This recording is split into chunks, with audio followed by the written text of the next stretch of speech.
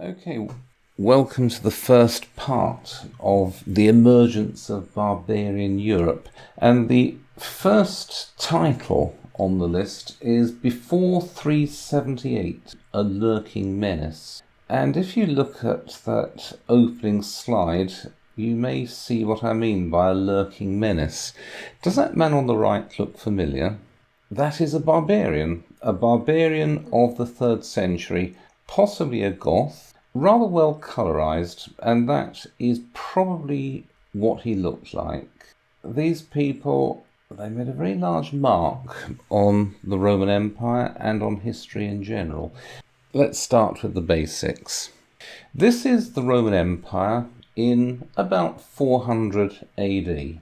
And you can see that it's pretty well as big as it's ever been. There is that large notch where Pars Orientis is written. That had, until not that long before, about a century before, been a province north of the Danube. But that had been abandoned. Beyond that, the empire is much the same as it has always been. The biggest difference is the fact that it's been divided in two. There is the red area, the Western Empire, and the purple area, the Eastern Empire.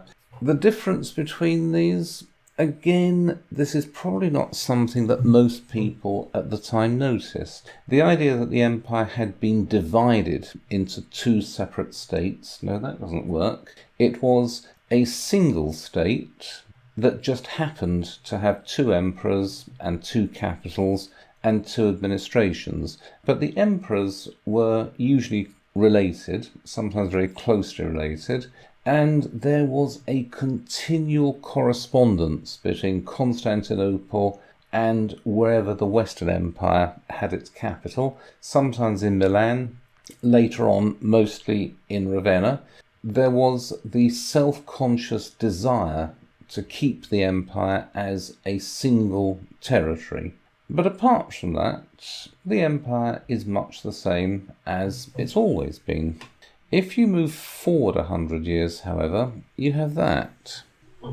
The Western Empire has entirely disappeared. There is nothing left. Britain has fallen off the edge of the world. Probably most people are no longer aware that it exists. France, Spain, Italy, the core regions of the Western Empire, they have fallen away. They are ruled by various barbarian kings. Indeed, Italy itself is part of a barbarian kingdom. It has its capital in Ravenna, and Rome is now a provincial city in a barbarian kingdom.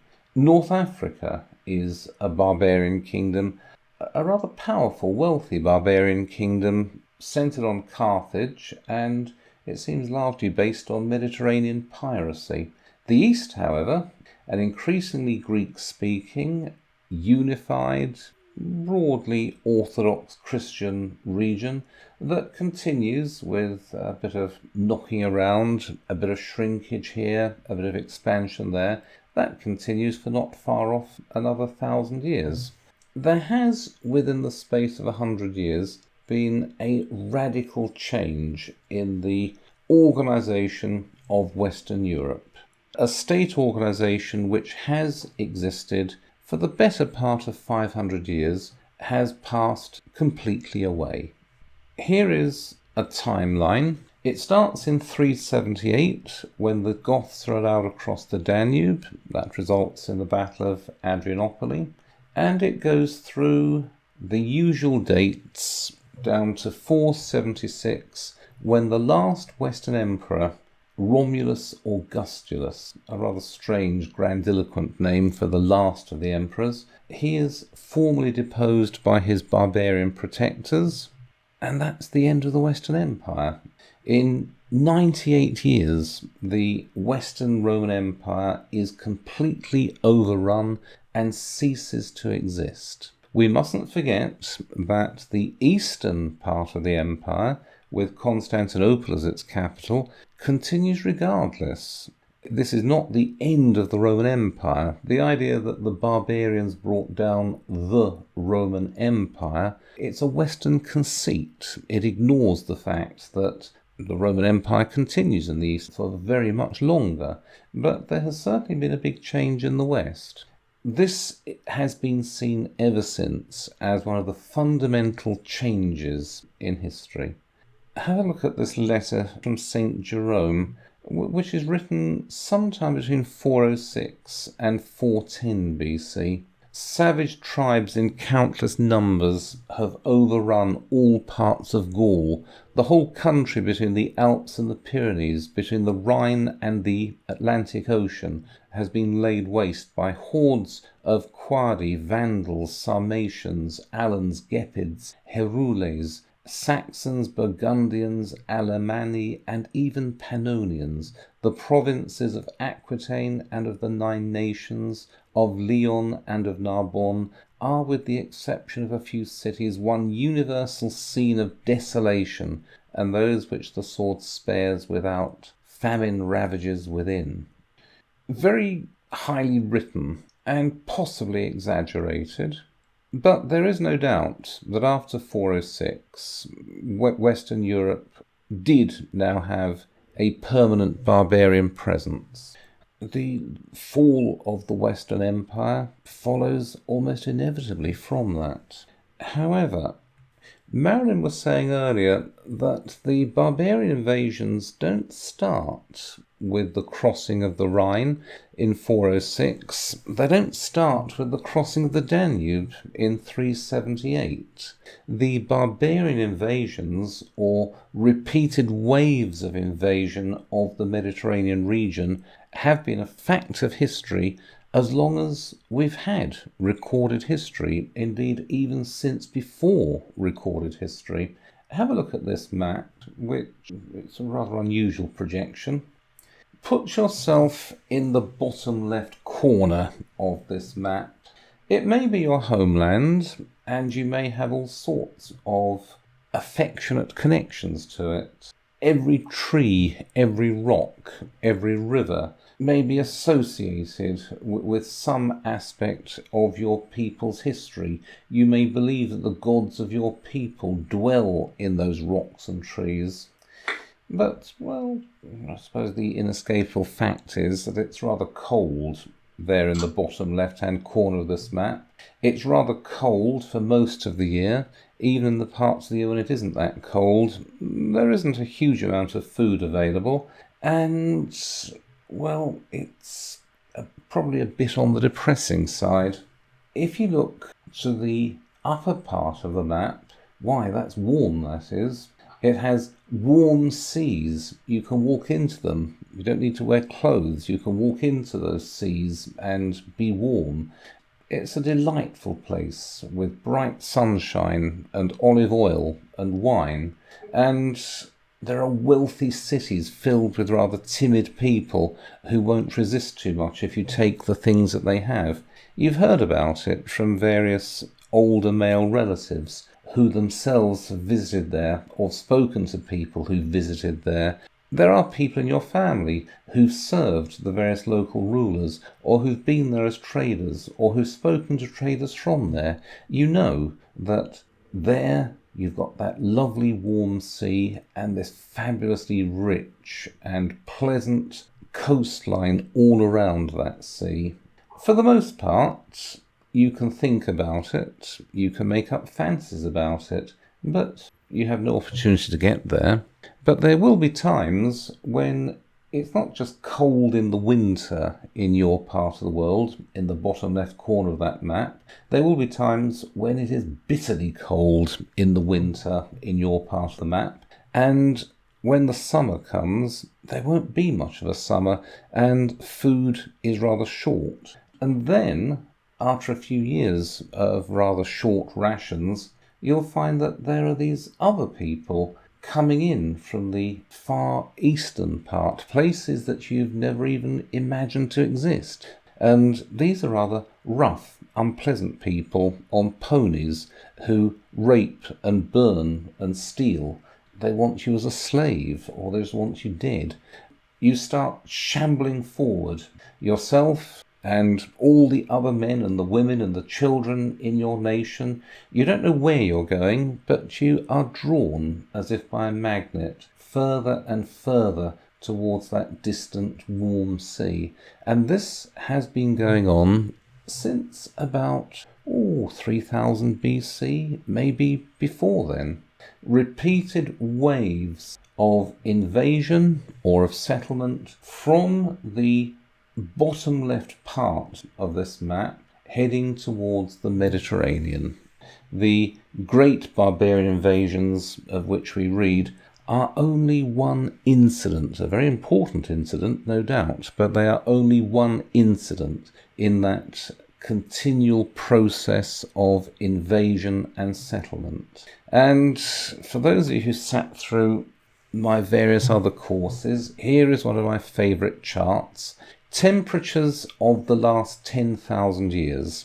You'll notice that until about 10,000 years ago, temperatures were considerably lower.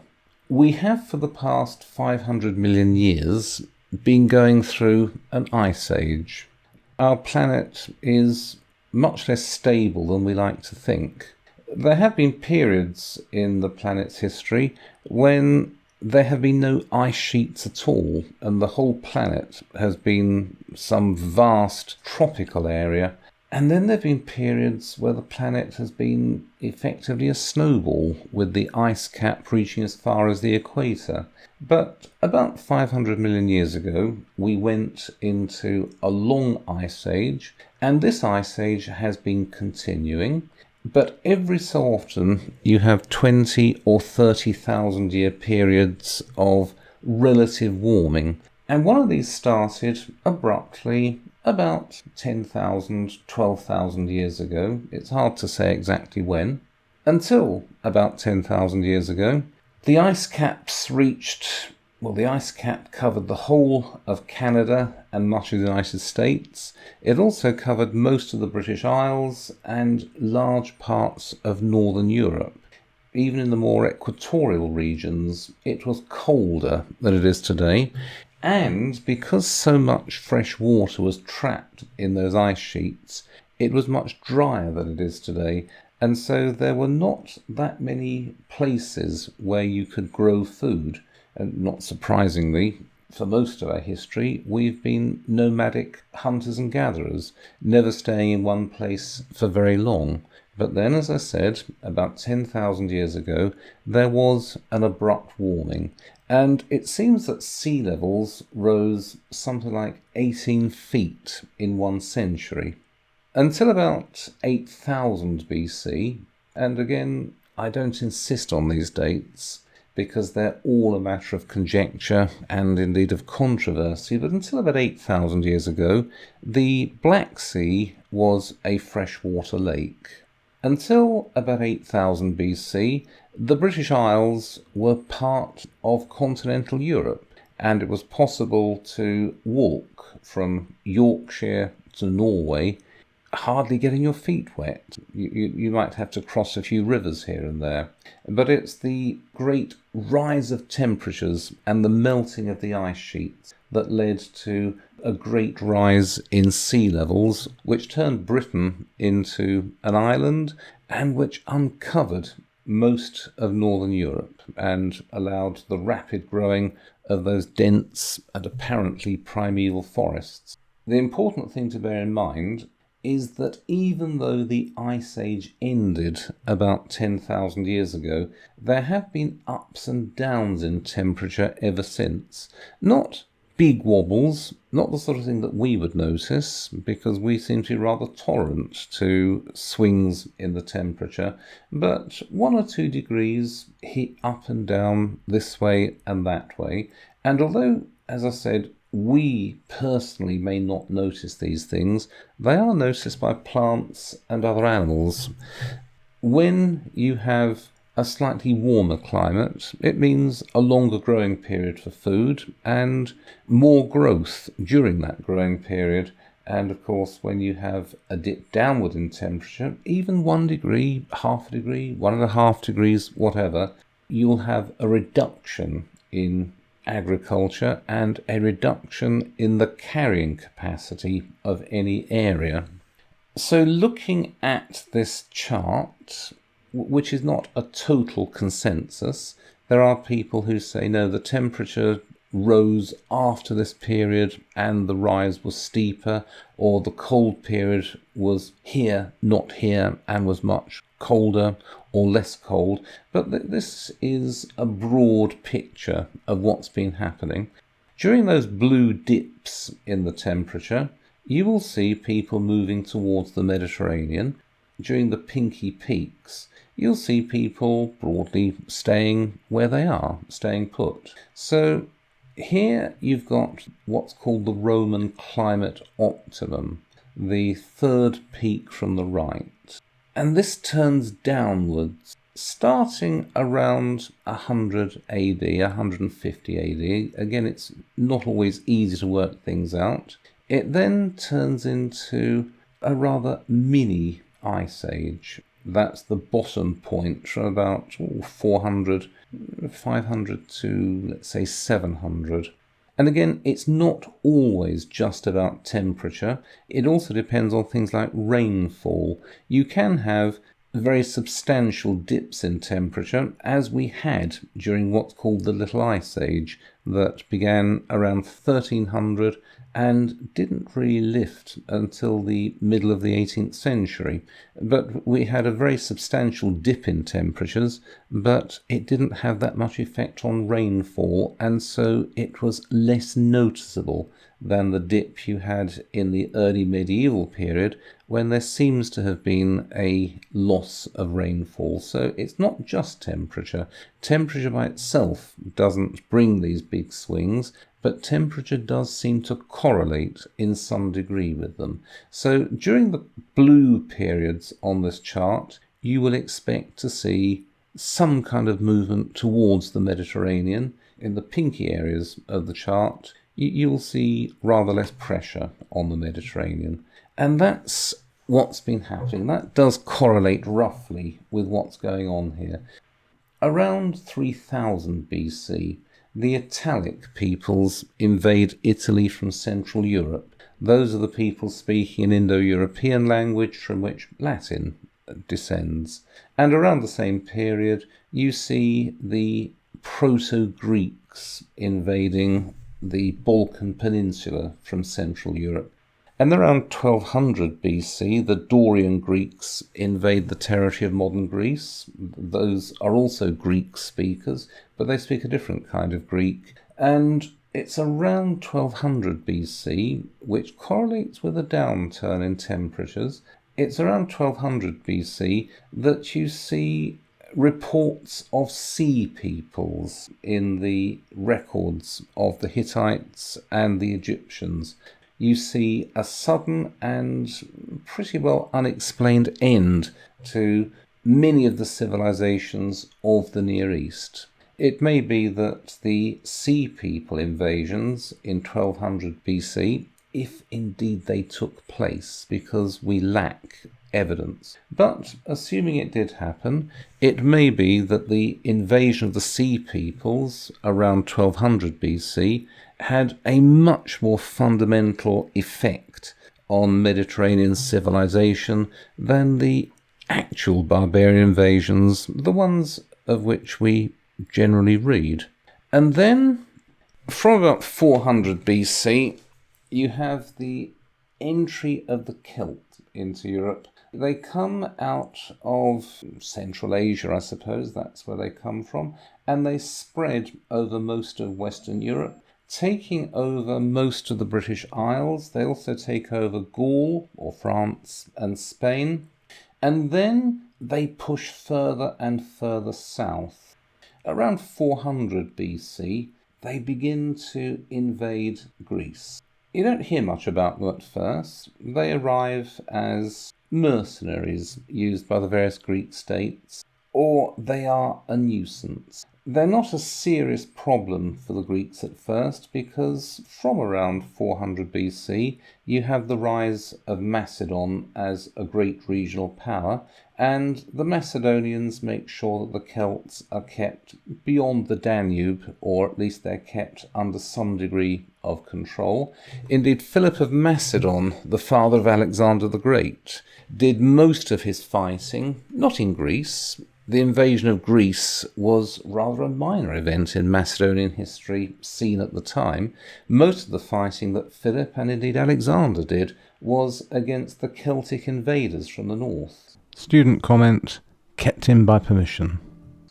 Where you've got hunger drives the Celts south into Italy, also Greece. What these Celts would do, who started out at Hallstatt in Switzerland, in Austria, was trading their swords down the Danube. So they were actually going to sell swords in return for other products, and also salt from Hallstatt, down the Danube. So it's not so much hunger that's driving them as trade. They got pretty wealthy on that. That's how the Celts really had all their beautiful artwork, because they're making so much money from the sword trade. Yes, that's true. I tend to take a more pessimistic view of these things, but you are right, Marilyn, that there was a great deal of trade, and the Celts did become rather wealthy from this. They did use the Danube as a trading route, but they were also invaders. Now, the difference between invaders and traders is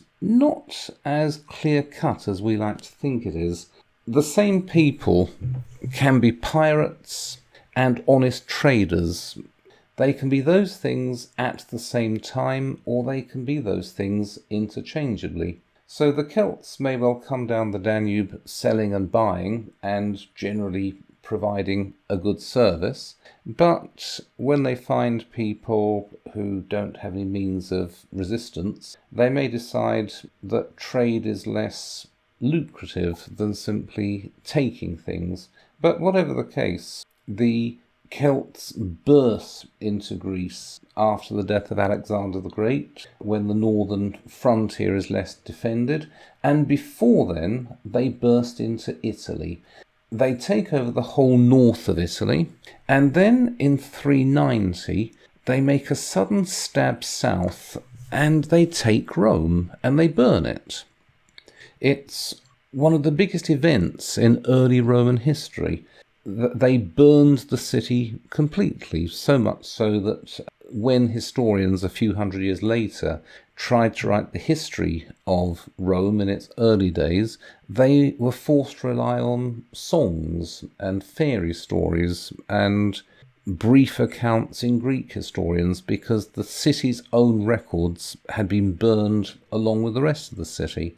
Only the capital wasn't taken, and eventually the Celts were driven off, not by violence, but they were given a large amount of gold and sent on their way. This is one of the big events in Roman history, as I said, and this may be what triggered Rome's big expansion through Italy.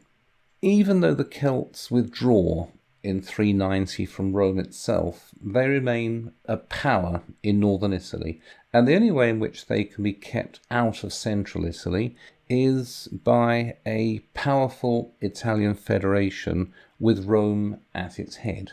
Equally, in Greece, the Celts are driven back only by rather powerful Hellenistic kings, the successors of Alexander the Great. We don't think very much about the Celts nowadays because they don't seem to make it into the standard histories of Greece and Rome. They turn up for cameo roles. In 390 BC, the Celts take Rome and burn it, and then you hear little more about them. You see artworks like that, the Dying Gaul, which I think I saw that in the Vatican Museum or the Capitoline Museum in Rome. I forget where I saw it, but it is in Rome. We, of course, look at works of art like that, but we don't think about the entire wave of Celtic expansion for which this was an inspiration. We also don't tend to think very much about the next wave of expansion, about 100 BC, this time by the Germans, who come from the north. They come out of Scandinavia, I believe. They displace the Celts through much of northern and central Europe. They also invade Gaul and Spain. They also just happen to invade those parts of the northern shores of the Mediterranean which Rome has conquered. Indeed, in 101 BC, they reach as far as within the modern borders of Italy. They're driven off by the Romans in a great war of survival by the Roman Republic. The Roman Republic at the time is going through all sorts of internal crises. It is also heavily engaged in expansion in the eastern part of the Mediterranean, but there is an existential challenge from the north, and the Romans rise to this, and they fight off the German invaders, taking hundreds of thousands of slaves and killing hundreds of thousands of Germans in the battles. Although we could wish that we had rather better histories of the period than we have, it does seem, if you look at what the Romans do in practice, it does seem that after this last wave of invasions, the Romans came up with a plan of action. What they would do was they would protect themselves and their part of the world from future barbarian incursions. They would do this in two ways. First, they would expand to their natural frontiers, and the second is they would Romanize all the barbarians within their expanded borders. These are the natural frontiers. Top left, this is a rather nice photograph of the Rhine. It never looks like that when I drive across the bridges in Germany, but there are parts of the Rhine that are very pretty. Then the bottom left, you have the Danube, and it does look like that for much of the year. It's a very nice river. These two rivers run straight through Europe, from west to east or from east to west. There is a little bit in Central Europe where the two rivers overlap and where they don't quite meet, but that can be closed by a line of fortresses. But otherwise, if you expand up to the limits of the Rhine and the Danube, these are wide rivers. They can be held with fairly limited military resources. You need a navy that can sail up and down the rivers, making sure that people don't cross them. You need to fortify the obvious places on your side of the river. Otherwise, these make a very easily defendable barrier against people coming from the other side. They're not perfect borders, but there are no such things as perfectly hermetic, defensible borders, but they do make a good border. Indeed, a couple of years ago, I was in my wife's country, Slovakia. We went down to the Danube. You could stand looking across the river, about 400 yards maybe. The Danube is rather narrow in this part. You could see Austria. And only 30 years ago, 32 years ago now, I suppose, if you tried to sail across or you tried to swim across, you would be machine gunned to death. All of the concrete embankments and the guard towers and the searchlights and so on are still there now as monuments, and there are monuments put up with the names of the people who died while trying to run away. But as long as those concrete defences are properly manned and the searchlights are kept on and the machine guns have bullets in them, you can stop people from getting across the Danube. Of course, the communists were not worried about keeping people out. They were more worried about keeping people in. But the principle is the same. These are nice, defensible frontiers. This map here is the Roman Empire as it was around 80 BC. You can see that the empire has expanded with no particular plan. They've taken over a great chunk of Spain. They've taken over the southern strip of France, and they've taken over the worthwhile bits of the Balkans. They haven't given serious thought to taking over the strategic, defensible parts of Western Europe.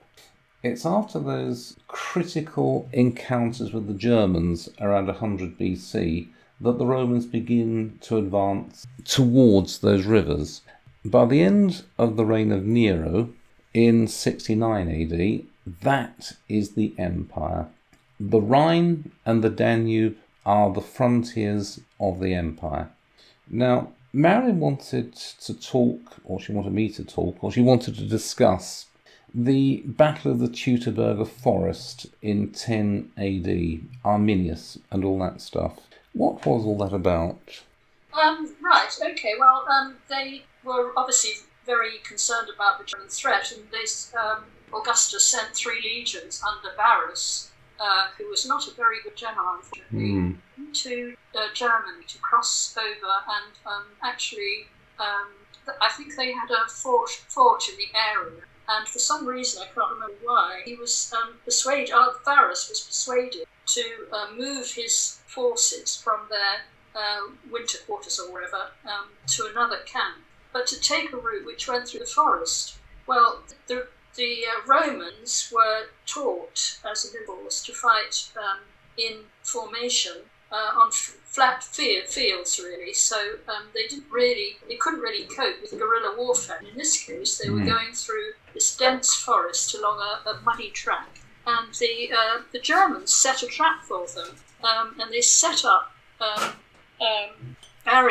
barricades all the way along this route and hid behind them. Thousands of Germans were collected from all over the area, not just the locals, but thousands of them.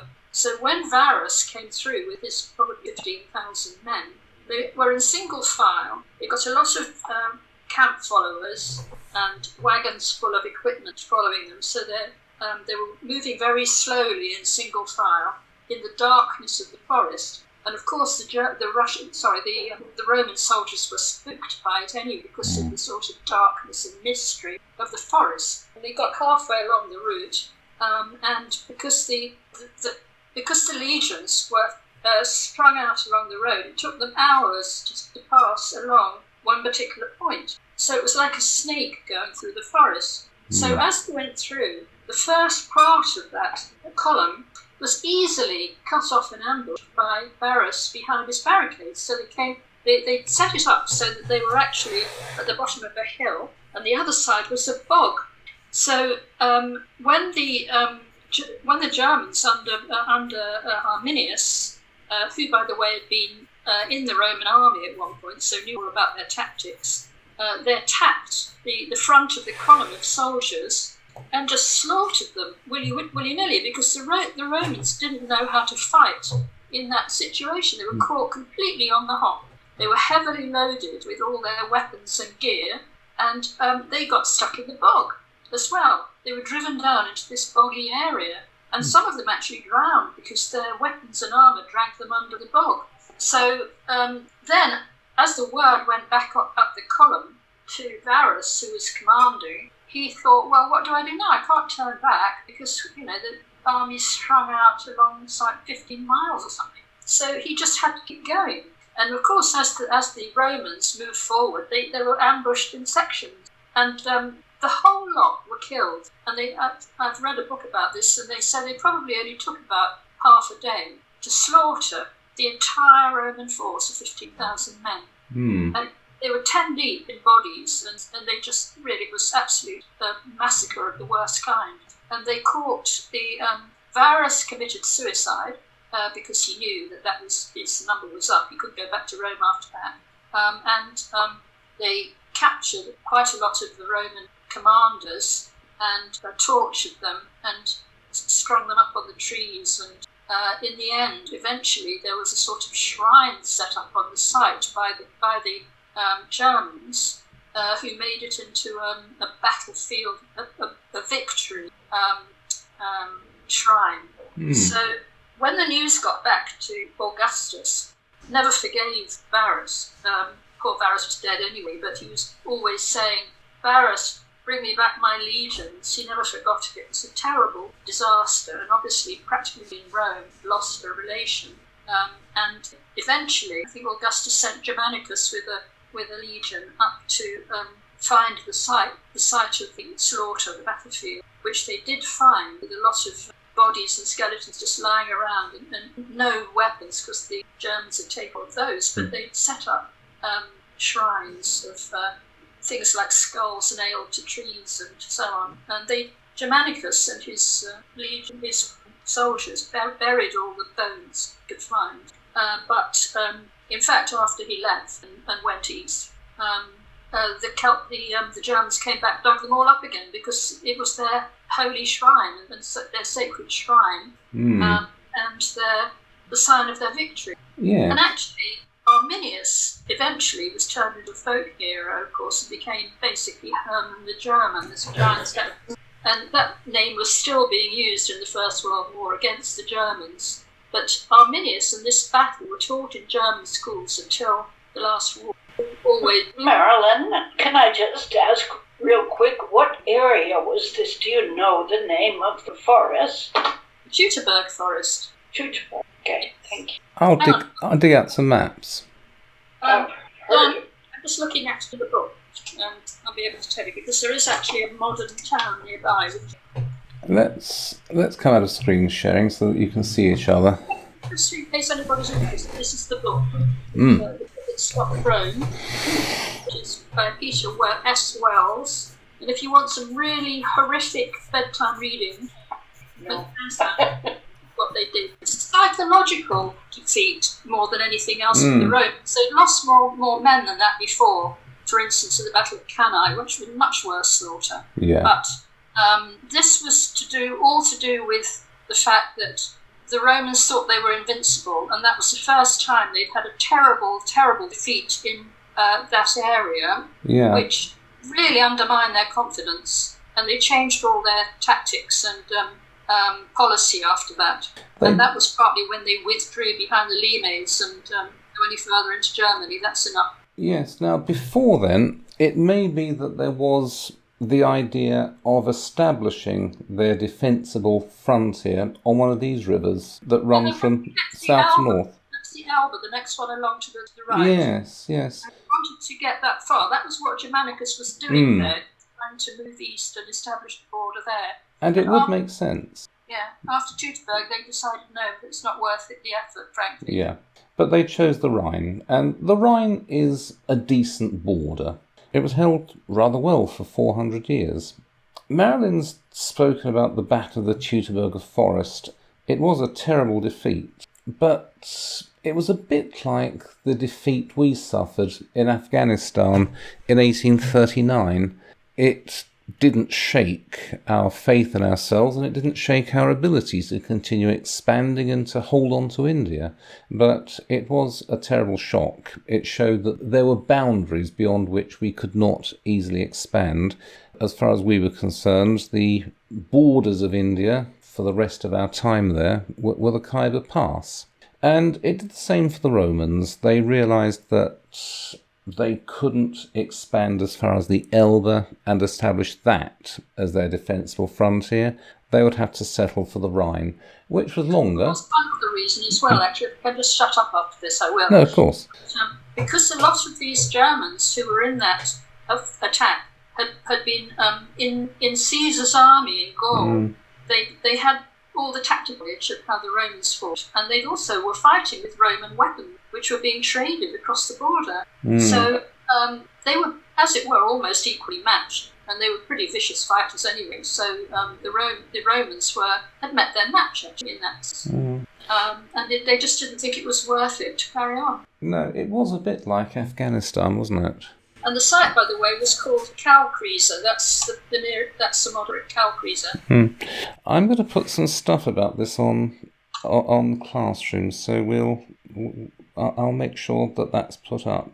The Battle of the TEUTOBURG Forest was a terrible event at the time, but it was soon avenged, and the new Roman strategy was the Rhine is the frontier, so we'll defend that.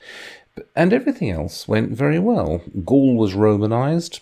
It was so Romanised that by about 100 AD, you could travel from Italy into Gaul, and except that the weather was no longer quite so nice, you didn't notice any difference. You still went through large cities filled with people speaking Latin, and you could do that all the way up to the Rhine. The whole empire south of the Danube and the Rhine, that was Romanized. That was part of the strategy. Britain was taken and settled, and the Romans were pressing north into Scotland. And because Rome was on the offensive, and because Rome did not feel particularly threatened by the Germans, there was room for a sympathetic interest in the Germans, which is the inspiration for the Germania of Tacitus, published in 98 AD. There is a problem with Tacitus. He has a reputation for being a great writer of Latin prose, and there's no doubt that he is a very good writer. It's just that he is, even by ancient standards, a notoriously sloppy researcher, and he is subject to an overriding bias, which makes his surviving histories entertaining to read and a good source of quotations, but I wouldn't press them very hard for actual history. The real test of Tacitus is what he says about the Jews. The Jewish War was a much greater challenge to Rome than the British revolt in the 60s. It was a much greater challenge than the loss of the legions in the TEUTOBURG forest, because if the Jews had been allowed to have political independence, they would probably have invited in the Parthians as a counterweight to Rome, and then the Romans would have found that another great power had an outlet to the Mediterranean. When the Jews rose in revolt, this was a matter of fundamental importance, and you would think that anyone wanting to write the history of this war would at least get it right about who were these Jews. Instead, you have Tacitus saying that they are refugees from the island of Crete. You can derive the name Iudai from a barbarous lengthening of Idai, etc., etc. Almost everything Tacitus says about these people who were fighting a big war with the empire, everything Tacitus says about the Jews is wrong. It's not as if the sources weren't available. The Old Testament had been available in Greek translation for hundreds of years. There were some very wealthy and respectable Jews settled in Rome. All Tacitus had to do was go and have dinner with somebody and borrow some books. He could have got as good a history of the Jews as you could expect. Instead, it seems that he just wrote down any old rumour he picked up from an old soldier. Because this is the one occasion on which we can go behind Tacitus and look at his sources, we can double-check his homework, and he fails every reasonable test where the Jewish war is concerned.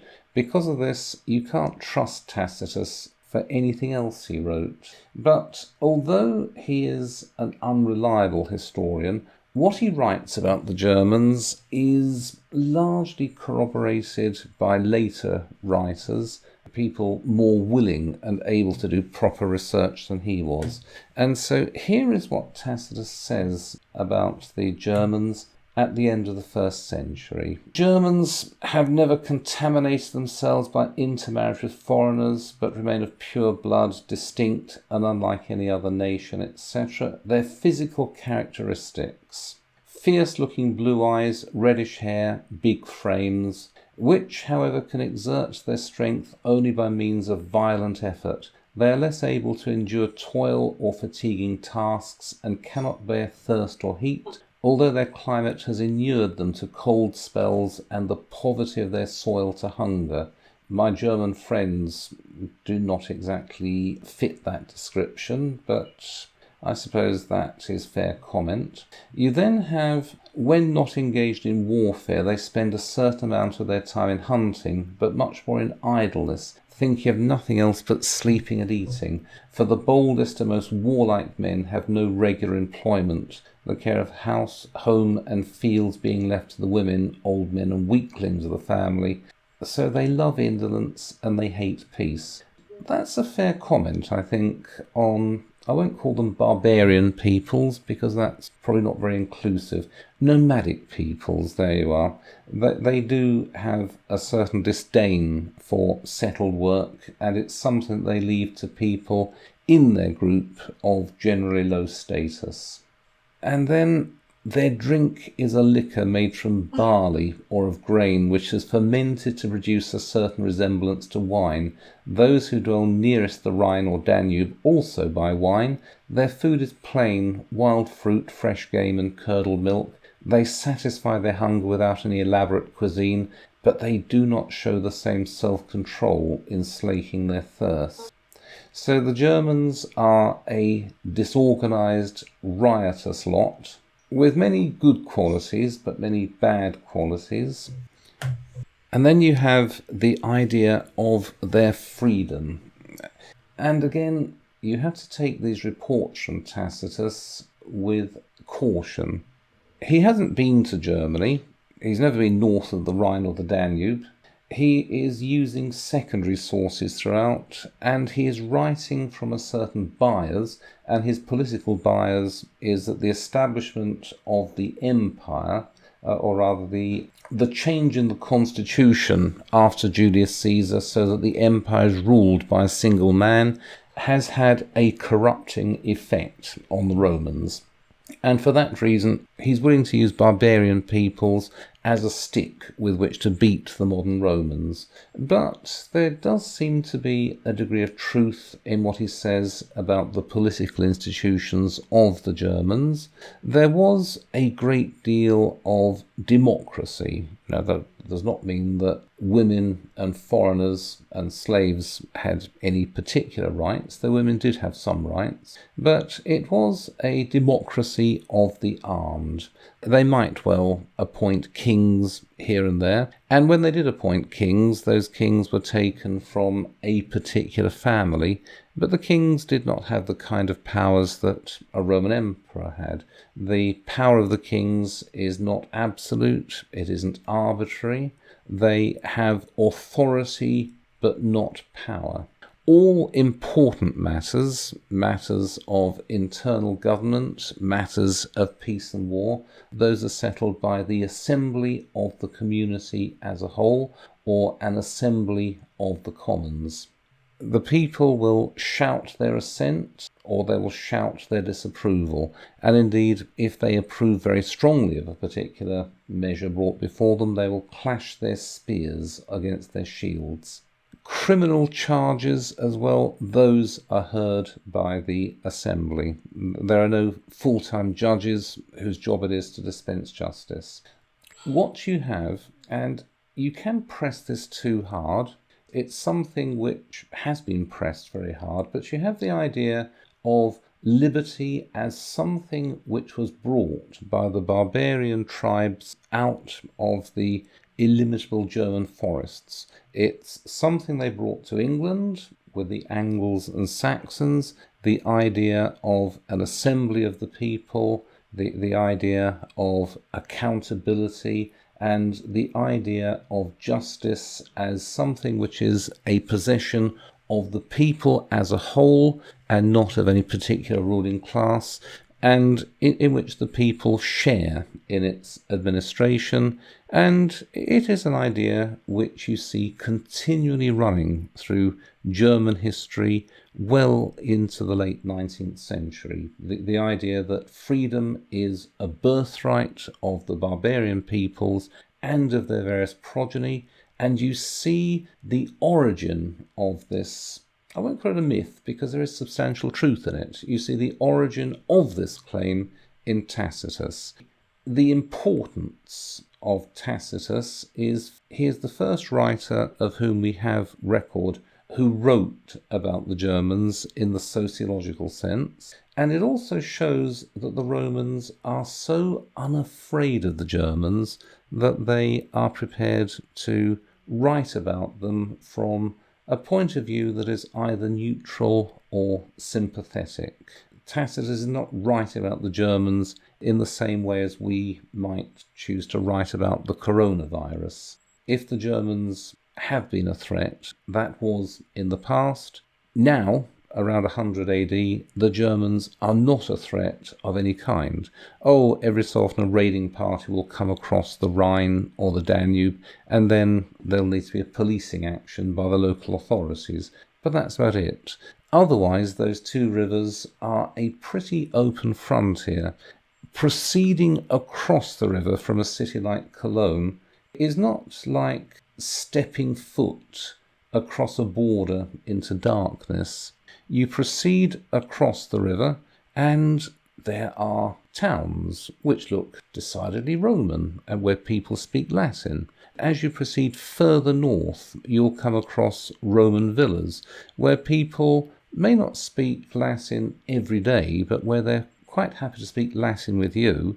And as you go further and further north, the cities dwindle to nothing, the villas disappear, but even so, people are familiar with Latin and they are prepared to do business with you until you get as far as the Baltic, where you buy amber and furs, and then you come back.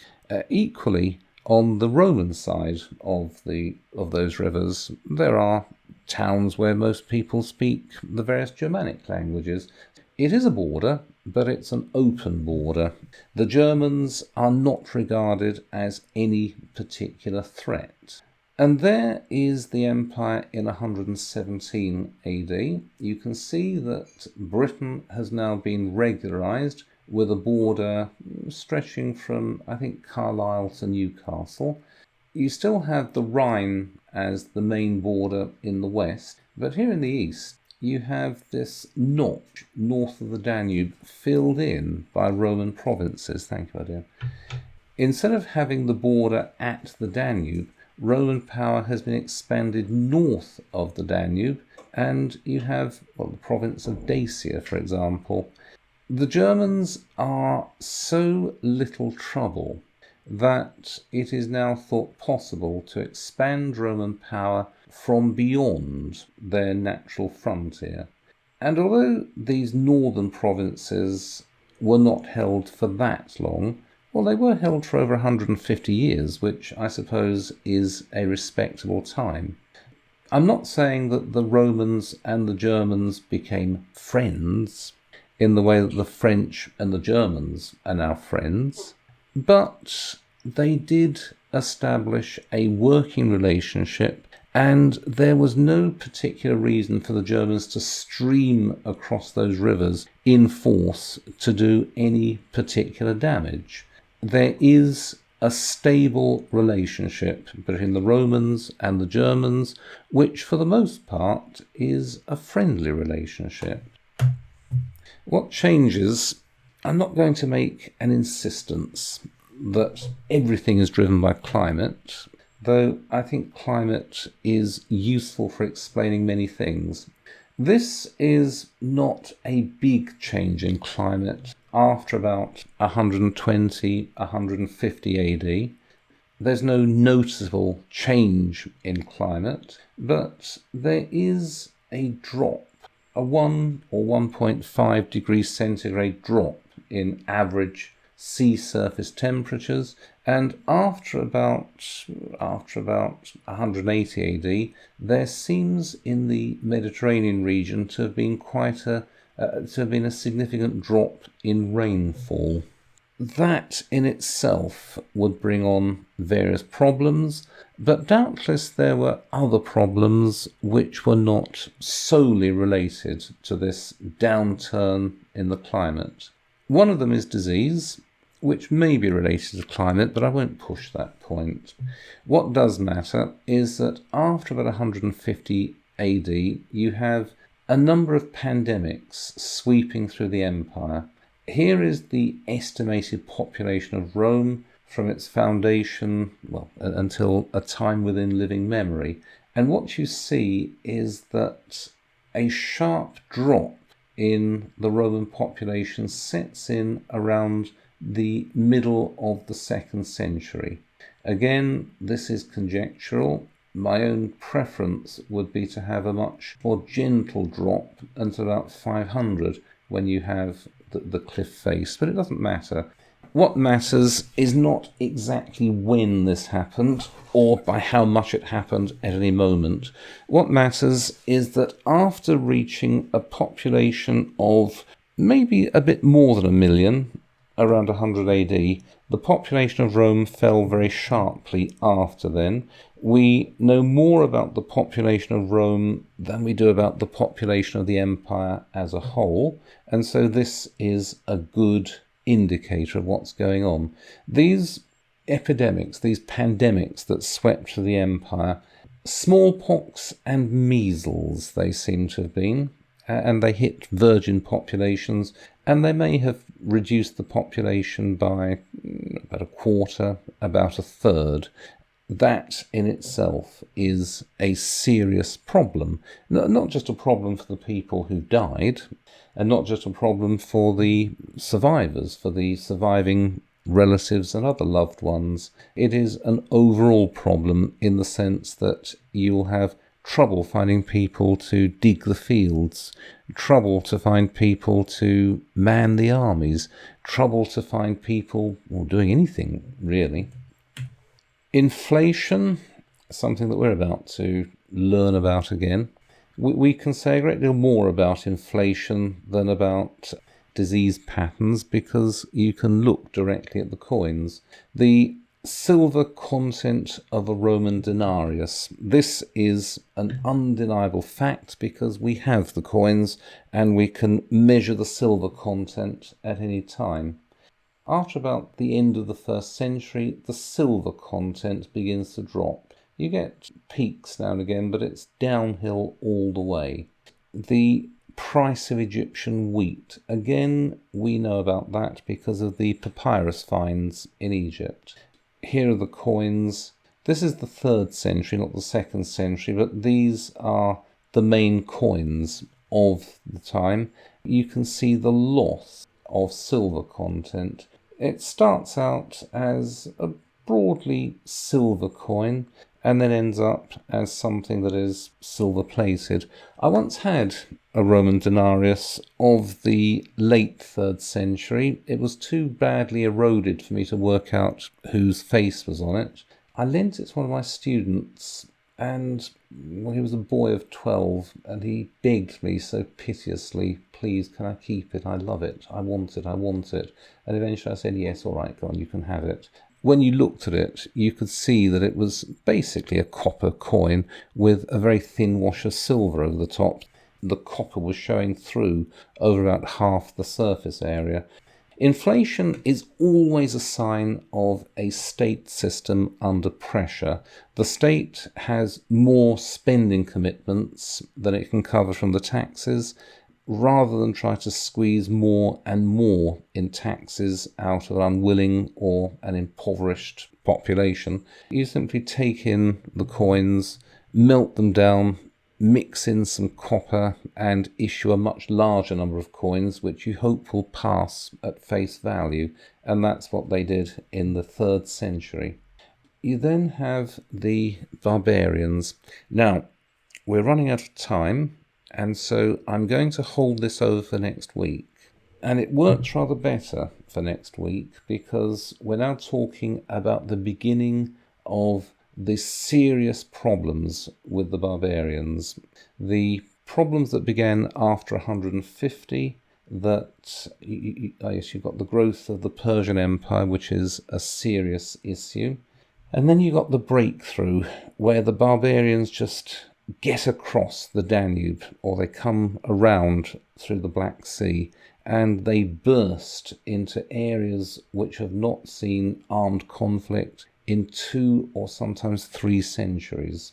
The recovery, the radical changes, the renewed coexistence with the barbarians, and then the beginning of the end. So we will cover that next week. But for the moment, what I've done is to talk about the lurking menace of the barbarians. This is not something that began out of the blue. Suddenly, around 200 AD, people noticed, oh, who are these people? Oh, let's call them barbarians. Oh dear, look, they're breaking into the empire. They're raping and looting and burning. Oh dear, what's happening? I'm sure people did say that because this was a recent development, but it was not unprecedented. The important thing to bear in mind is that the Mediterranean has been subject to repeated waves of invasion and settlement, and sometimes this will be accompanied by violent conquest. It's been going on ever since the end of the last ice age. What makes this round of barbarian invasions so important, so dramatic, is first that the Romans had set up a system of defence which stopped this from happening for several centuries, and of course because from this particular set of invasions all the states and institutions of modern Europe derive. But there is nothing new about the invasions that you see in the 4th and 5th centuries, nothing unprecedented about them, and they were even to be expected. Now, does anybody have any questions?